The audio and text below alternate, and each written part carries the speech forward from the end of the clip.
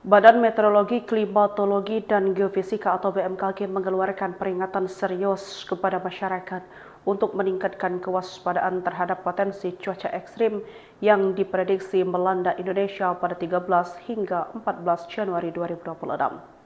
BMKG menegaskan sejumlah wilayah berpeluang mengalami hujan lebat hingga sangat lebat disertai dengan angin kencang yang dapat mengganggu aktivitas harian dan memicu resiko bencana hidrometeorologi.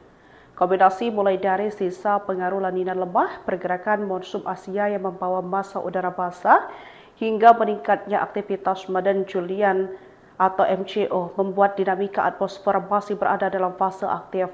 Wilayah yang perlu mendapat perhatian khusus meliputi Sumatera bagian barat, Jawa bagian tengah, dan selatan, serta kawasan Indonesia Timur seperti Maluku.